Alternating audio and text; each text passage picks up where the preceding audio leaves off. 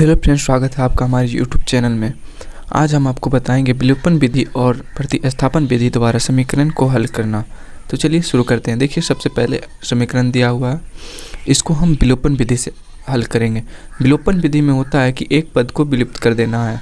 तो देखिए यहाँ पर 3x + 4y = 10 दिया हुआ है। दूसरा समीकरण में दिया हुआ है 2x - 2y = 2। तो देखिए, दोनों को हम पहले x को दोनों का बराबर कर लेंगे, उसके बाद विलुप्त कर देंगे। तो देखिए यहाँ पर 3 है और यहाँ 2 है, तो दोनों को बराबर करने में अगर इसमें हम 2 से गुना कर देंगे, अगर इसमें 3 से गुना कर देंगे तो दोनों 6 हो जाएगा। तो देखिए, पहले हम समीकरण 1 इसको मान लेते हैं, इसको समीकरण 2 मान लेते हैं। तो समीकरण 2 में हम यहाँ वाला जो रहेगा उससे 2 से अगर गुना करेंगे और समीकरण 2 में 3 से गुना करेंगे तो दोनों 6x हो जाएगा। तो देखिए 6x + 8y = 20 हो जाएगा। तीनों में 2 से गुना कर दिए, अब समीकरण 2 में 3 से गुना करना है। तो 3 दूना 6x प्लस माइनस है तो माइनस यहाँ लिखिएगा, 2 तिया 6y और 2 तिया 6। अब ये हो गया समीकरण 3 और ये हो गया समीकरण 4। अब देखिए यहाँ पर लिखना है आपको समीकरण 3 में समीकरण 4 को घटाने पर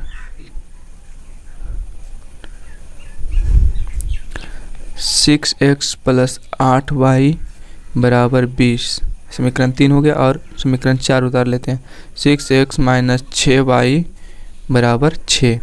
अब देखिए कह रहा है घटाने पर, तो घटाने में क्या होता है, घटाना पड़ता है तो माइनस का चिन्ह होता है, और यहाँ अगर माइनस करेंगे तो माइनस माइनस क्या हो जाएगा, दोनों प्लस हो जाएगा, और ये प्लस है तो वो माइनस हो जाएगा।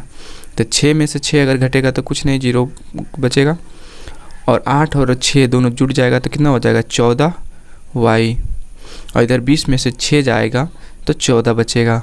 अब देखिए इसका हल कर देते हैं। 14 इधर गुना में है और 14 इधर भी है, तो 14 इधर गुना में था तो इधर आके बटा में हो जाएगा। तो 14 एकम 14, y = 1 आ गया। अब देखिए या तो समीकरण 1 में, समीकरण 2 में, समीकरण 3 या समीकरण 4 में किसी में भी y का मान रख दीजिएगा तो x का मान आ जाएगा।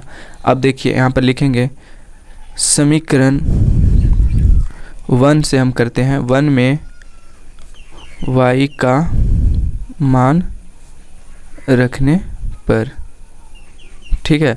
समीकरण 1 क्या दिया हुआ है, 3x + 4y = 10। अब देखिए 3x तो ठीक है, 3x रहने दीजिए, और प्लस 4y का मान कितना है 1, तो इसमें 1 का मल्टीप्लाई कर देंगे। अब देखिए 3x ऐसे ही रहेगा और बराबर 10, तो इधर है ये है।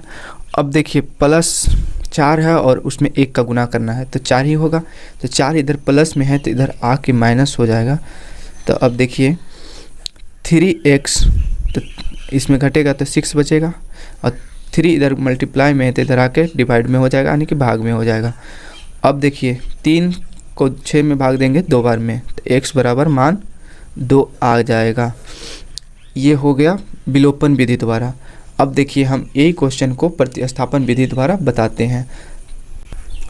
देखिए क्वेश्चन यहाँ पर लिखा गया है, वही वाला क्वेश्चन है, ठीक है। अब इसमें देखिए करा प्रतिस्थापन विधि, तो इसको भी समीकरण 1 मान लेते हैं, इसको समीकरण 2 मान लेते हैं। और इसमें करना रहता है ना प्रतिस्थापन में कि मतलब क्या, एक का स्थान को प्रतिस्थापित करना रहता है। तो देखिए हम यहाँ समीकरण 1 से करते हैं, समीकरण 1 से, ठीक है। तो समीकरण 1 से या तो x का मान निकाल लीजिए या तो y का मान, जिसका भी मन है उसका निकाल लीजिए। ये समीकरण 1 हो गया। अब हम देखिए यहाँ पर y का मान निकाल लेंगे, ठीक है। तो देखिए 3x बराबर हो जाएगा 4x, इधर प्लस में है तो इधर आके 4y माइनस में हो जाएगा, 4y प्लस में है तो इधर माइनस में हो जाएगा, और x के साथ 3 इधर गुना में है तो इधर आके भाग में हो जाएगा।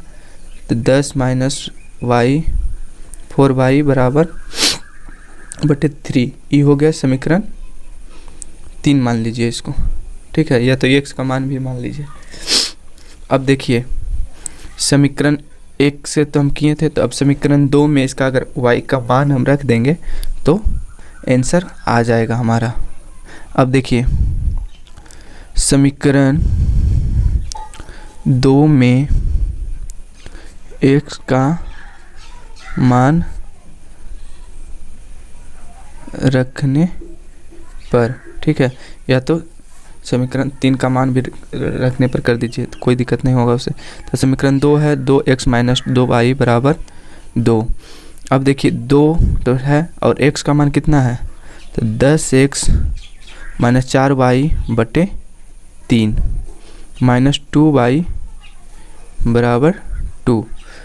अब इसका हल कर देंगे, 2 से इसमें गुना करेंगे तो 20 माइनस 8y बटे 3 इधर ही रहेगा माइनस 2y बराबर 2। अब ये दोनों का एलसीएम अगर हम ले लेते हैं तो 3 हो जाएगा, तो 20x माइनस 8y बराबर 3 दूना कितना हो जाएगा 6y बराबर 2।